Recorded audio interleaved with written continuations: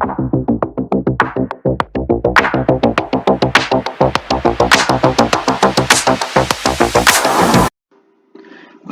To AP Shri classes. ना आज हम लोग पढ़ेंगे rapid revision of human eye and the colourful world.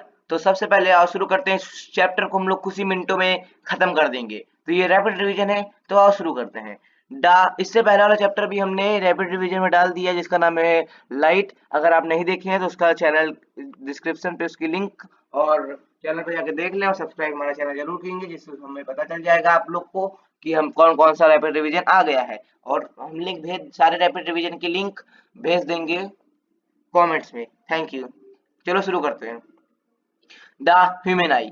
The human eye is a complex and highly specialized sensory organ responsible for the sense of vision. It is one of the primarily component of the visual system in human and plays a crucial role in perceiving the world around us. मतलब human आई एक complex और highly specialised sensory organ है जो हमको देखने में मदद करता है। ये एक प्राइमरी कंपोनेंट है विजुअल सिस्टम का। हम लोग में किसकी वजह से हम लोग देख पाते हैं? हमारे आई की वजह से देख पाते हैं। तो ये हम लोग के वर्ल्ड में आसपास की चीज देखने में हमें ये मदद करता है। क्या? आई। तो आई की कुछ पार्ट्स हैं, उसको मैं जूम करके दिखा देता हूँ। सबसे पहले पार्ट है इसमें क्रिस्टलाइन लेंस। कौन सा लेंस? Crystalline lens. ये वाला लेंस जो है ये क्रिस्टलाइन लेंस है, ठीक है। और इसको जो होल्ड करता है उसे बोलते हैं सीलरी मसल। एंड ये सीलरी मसल, क्रिस्टलाइन लेंस और कॉर्निया के बीच में जो फ्लूइड यहाँ होता है इसे बोलते हैं aqueous humour. And this is प्यूपिल, this is iris, this is cornea. Outer most part अभी सब इसका डेफिनेशन में पढ़ेंगे। ये कॉर्निया हो गई, सीलरी मसल बता ही दिया। रेटिना जहाँ इमेज बनती है, ऑप्टिक नर्व जो इमेज को लेके जाती है हमारे ब्रेन तक, विट्रस ह्यूमन जो बीच में जो फ्लूइड है वो। अभी इससे हमको और डिटेल में थोड़ा पढ़ते हैं। अगर ऐसे हमने देखेंगे तो ये टॉप लिड है, ये आईलिस है, प्यूपिल है, आइरिस। ये ज्यादा इंपॉर्टेंट नहीं, बट ये वाला डायग्राम बहुत ही इंपॉर्टेंट है। ये बहुत ही बार पेपर में पूछ चुका गया है। तो पढ़ते हैं different parts of the human eye. सबसे पहले कॉर्निया। कॉर्निया क्या होता है? The transparent dome safe surface that covers the front of the eye and helps focus incoming light. Cornea एक ट्रांसपेरेंट डोम सरफेस का है, ये तो आउटर मोस्ट सरफेस का है, जो कवर करता है हम लोग की आई को और इनकमिंग लाइट को क्या करता है? फोकस। जो लाइट हमारे आंख पे आती है उसको फोकस कौन करता है? कॉर्निया करता है। Next iris, the colored part of the eye that controls the size of the pupil, regulating the amount of light entering। तो मतलब आइरिस क्या है? ये कलर्ड पार्ट है किसका? आई में। जैसे किसी का ब्लू होता है, किसी का ब्लैक होता है, ऐसे। तो कलर्ड पार्ट ऑफ आई जो पीपल के साइज को कंट्रोल करता है। छोटा बड़ा पीपल जो है उसके साइज को कंट्रोल करता है हम कौन? आइरिस। ठीक है। बड़ा छोटा कौन करता है? आइरिस करता है पीपल की साइज को। ठीक है। और अमाउंट, जितना लाइट हम लोग के आंख में आएगा इसको ये अमाउंट को ये रेगुलेट करता है। नेक्स्ट पीपल क्या होता है? The opening in the centre of the iris that allow light to pass to it. Iris के सेंटर में एक ओपनिंग होती है, ये वाला जिसमें ब्लैक ब्लैक दिख रहा है ना, ये सेंटर आइरिस के ओपनिंग में, एक सेंटर में एक ओपनिंग होती है जो लाइट को अंदर आने में मदद करता है। तो वो क्या है? पुपिल है। और लेंस, लेंस क्या है? Transparent step behind the प्यूपिल that focuses light onto the retina by changing shape. ये अपना शेप चेंज करता है लेंस, और लाइट को क्या करता है? फोकस करता है रेटिना पे इमेज बनाने के लिए। रेटिना क्या है? The inner layer of the back of the eye containing light sensitive cells. इसके बाद लाइट सेंसिटिव सेल्स रहते हैं, rods and cones, converts light into electrical signal. ये लाइट को इलेक्ट्रिकल सिग्नल में कन्वर्ट कर देता है और यहाँ पे इमेज भी बनती है। एक्वस एंड विट्रस इमेज क्या है? क्लियर फ्लूइड, ये फ्लूइड है दोनों, filling the front and back chambers of the eye, जो फ्रंट और बैक चेंबर ऑफ आई से भरा रहता है, भरा रहता है। Providing nourishment and maintaining the eye shape, जो आई को प्रोटीन और आई की शेप को मेंटेन करता है। ऑप्टिक नर्व क्या है? Optic nerve, the nerve that contain visual information from the retina to brain for processing.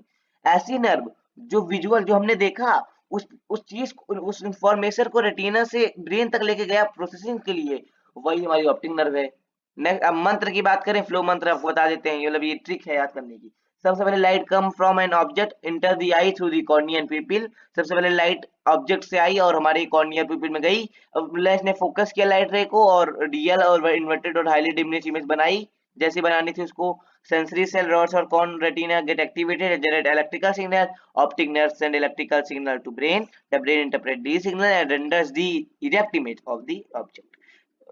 एक बार बताता हूँ कि जो लेंस होती है हम लोग के आई में वो कॉन्वेक्स लेंस होती है। तो कॉन्वेक्स लेंस हमने पिछले चैप्टर में पढ़ा था, रियल और इन्वर्टेड इमेज बनाती है। लेकिन तो हम तो उल्टा देखना चाहिए था फिर सबको, लेकिन नहीं, उसको ब्रेन इंटरप्रेट करता है इस सिग्नल को और हम लोग इमेज को जो हम लोग देखे रहते हैं उसको इरेक्ट बना देता है। ठीक है, हम उल्टी देखते हैं लेकिन उसको सब सीधी कर देता है। पावर ऑफ अकोमोडेशन क्या होता है? The power of accommodation is the eye's ability to adjust and focus on the object at different distance by changing the shape of lens. Power accommodation eye की ऐसी एबिलिटी है जिससे हमारी आई एक जिसकी लेंस की फोकल अपने हम लोग इसे पास भी देख पा रहे हैं इसी आग से दूर भी देख पाते हैं। तो ये पावर ऑफ अकोमोडेशन की वजह से होता है कि हम लोग के आई के पास एबिलिटी है कि अपनी फोकल लेंथ एडजस्ट कर लेता है, जिसके कारण हम लोग पास और दूर की चीज देख पाते हैं। Defects of vision and their correction, connection नहीं करेक्शन होगा यहाँ पर, defects of vision and their correction. Defects of vision also known as refractive errors. ठीक है, डिफेक्ट्स ऑफ विजन क्या है? रिफ्रैक्टिव एरर, मतलब हमारे आंख से देखने से क्या एरर आ जाते हैं वही डिफेक्ट ऑफ विजन कहते हैं। When the eye is enable to focus light correctly on the retina, जब हमारी आंख लाइट को फोकस नहीं कर पाती रेटिना को तो हमारा डिफेक्ट हो जाता है विजन में, leading to blurred and impaired vision. कभी कभी तो हम लोग दूर का देख भी नहीं पाते, होता है ना, जैसे हमारे दादी लोग के साथ होता है, बुढ़े लोग के कभी बच्चे को भी हो जाता है, तो जिससे हम लोग दूर की चीज ब्लड हो जाती है तो हम लोग देख ही नहीं पाते हैं। The most common type of vision, तीन प्रकार के टाइप ऑफ विजन होते हैं। ठीक है, पहला है मायोपिया। इसका डायग्राम 100% इम्पोर्टेंट डायग्राम है। 99% चांस है कि ये वाला पेपर में 2025 के पेपर में या कोई भी पेपर आप देंगे उसमें ये वाला डायग्राम जरूर आएगा, 3 नंबर का। तो इस डायग्राम की प्रैक्टिस जरूर करिएगा। सबसे पहले तो हम बता भी देते हैं, माइपिया होता है नियर साइटेडनेस। माइपिया और near sightedness is the vision condition where distant object appear blurry due to eye's inability to focus properly on them. मतलब माइपिया में क्या होता है, एक आदमी को पास की चीज तो दिखती है लेकिन दूर की चीज अच्छे से नहीं दिखती है। Causes of myopia, the eyeball is too long. कैसे माइपिया होता है, हमारी जो आईबॉल होती है तो बहुत ज्यादा लॉन्ग हो जाती है और दी कॉर्निया इज टू कर्व्ड, ये जो हमारा कॉर्निया है वो बहुत ज्यादा कर्व्ड हो जाता है। Causing light rays to focus in front of retina, जिससे क्या होता है कि जो रेटिना भी में लाइट रेज को फोकस करना था लेकिन वो रेटिना के फ्रंट में ही बन जाता है instead of directly in it. Retina के बनने के बदला वो यहाँ बन गया है ना इन फ्रंट ऑफ रेटिना, इसीलिए हम लोग देख नहीं पाते दूर की चीज। इसको करेक्ट कैसे करेंगे? माइपिया usually corrected with concave lens, मतलब कॉनकेव लेंस करेंगे तो ये डाइवर्ज कर देगा लाइट रेज को और फोकस कर देगा रेटिना पे, बना देगा, यही इधर लिखा गया है। दूसरा हाइपरमेट्रोपिया, इसे बोलते हैं far sightedness. It is also known as far sightedness is a vision condition where distant object are clear than close up object due to eye's inability to focus on nearby object properly. इसमें क्या होता है, ये भी diagram important है, ये दोनों diagram में से कोई एक डायग्राम आपके पेपर में जरूर आएगा, लिख के ले लीजिए आप कि इन दोनों डायग्राम में एक डायग्राम आपके पेपर में जरूर आएगा 3 नंबर का। ठीक है, तो क्या होता है हाइपरमेट्रोपिया, इसे फार साइटनेस कहते हैं, जिसमें दूर की चीज तो दिखती है लेकिन पास की चीज अच्छे से नहीं दिखती है। ठीक है, तो किसका कॉज क्या होता है, उसमें आईबॉल ज्यादा बड़ा हो जाता था, इसमें आईबॉल छोटा हो जाएगा, कॉर्निया कर्व्ड नहीं होगी इतनी, और जिससे राइज फोकस कहाँ होगी, बिहाइंड रेटिना, रेटिना के पीछे फोकस होगी, जिससे हमें इमेज क्लियरली नहीं दिख पाएगा। करेक्शन क्या है, hypermetropia is corrected with convex lens, उसमें कॉनकेव लेंस से हमने करेक्ट करते थे, इसमें कॉन्वेक्स लेंस करेंगे, उसमें कॉनकेव करते थे, इसमें कॉन्वेक्स लेंस करेंगे। Which bend the light inward before the enter the eye allowing them focus on return, जिससे रेटिना पे इमेज फोकस हो जाती है। तीसरा presbyopia, presbyopia is an age-related vision condition where it becomes difficult to focus on close-up object, usually requiring reading glasses for correction। ये आपने दादा लोग में देखा होगा कि नीचे ऐसा बना रहता है ना, इसे हम लोग बाइफोकल लेंस कहते हैं, अभी बताएंगे आगे। बाइफोकल लेंस इसे हम लोग कहते हैं, तो उसमें उन लोग जहाँ दूर की चीज देख पाते हैं ना पास की चीज देख पाते हैं, तो ये डिफिकल्ट हो जाता है उन्हें फोकस करना। किस लिए होता है, dullness of eye loses flexibility with age, बुढ़े होंगे या एज उनकी कम होगी तो हम लोग की आई लेंस जो रहेगी वो लूज कर लेगी ना फ्लेक्सिबिलिटी, किसी का कुछ ना कुछ तो कम होता ही रहता है कुछ ना चीज, making it harder to change it shape, जिससे उसको मुश्किल होती है चेंज और शेप को बदलने में लिए नियर ऑब्जेक्ट को देखने के लिए। करेक्शन क्या है, presbyopia is often corrected with reading glasses, reading glasses बोलते हैं या बाइफोकल लेंस और प्रोग्रेसिव लेंस। नीचे अगर इस पेपर में ये भी पूछता है कि नीचे कौन सा लेंस लगा रहता है, और ऊपर कौन सा लगा रहता है। तो अगर देखे होंगे आप लोग, अगर दादा लोग को अपने, तो उस नीचे अगर लोग पढ़ते हैं तो देखोगे हम लोग नीचे देखते हैं, जिससे उनका कॉन्वेक्स लेंस लगा रहता है। कॉन्वेक्स लेंस, और कॉन्वेक्स लेंस किस लिए यूज होता है, हाइपरमेट्रोपिया को कनेक्ट करने के लिए, जिससे हम लोग पास की चीज अच्छे देख पाते हैं, इसलिए वो नीचे देखते हैं, और दूर की चीज देखने के लिए ऊपर देखते हैं। तो ऊपर कॉनकेव लेंस होता है, नीचे कॉन्वेक्स लेंस रहता है, इसको ध्यान रखिएगा, ये भी पूछा बहुत बार। Next, prism, a transparent refractive medium bounded by at least two lateral surfaces inclined to each other at a certain angle। एक ट्रांसपेरेंट रिफ्रैक्टिव मीडियम है, एक दो लेटरल सरफेस से बाउंड है, इंक्लाइंड ईच अदर, एक कुछ एंगल्स इंक्लाइंड एक each other certain angle से, तो वो क्या है, प्रिज्म है। Dispersion of white light by glass prism, ये भी बहुत बार पूछा गया है, ये सब इंपॉर्टेंट है, इसमें सारे टॉपिक, बहुत ही छोटा चैप्टर है, बस बस थोड़ा इंपॉर्टेंट टॉपिक है इसमें, इसको ध्यान से पढ़िएगा। डिस्पर्जन ऑफ व्हाइट लाइट क्या होता है, यहाँ से इंसिडेंट रे आई आई आ गई ना, अब यहाँ से रिफ्रैक्ट हुई, यहाँ पर रिफ्रैक्ट हुई, फिर यहाँ पे इमरजेंट हो गई। अब ये हमने पीछे किया, इसे इमरजेंट रे को पीछे किया और इंसिडेंट रे को पीछे किया, यहाँ पे एक एंगल बना जिसे हम लोग बोलेंगे एंगल ऑफ डेविएशन।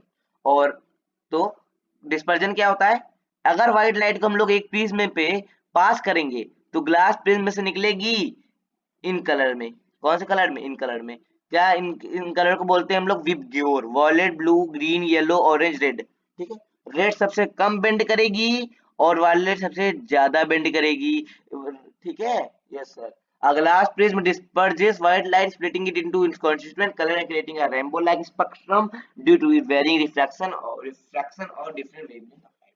सारे लाइट का वेवलेंथ अलग अलग होता है, इसलिए ये स्प्लिट हो जाएगी लाइट अगर हमने व्हाइट लाइट पास की ग्लास प्रिज्म से। तो किस लिए डिस्पर्जन होता है, why dispersion occur, dispersion of light occurs when white light passes through a prism because different colors of the light gets refracted or bent by different amount।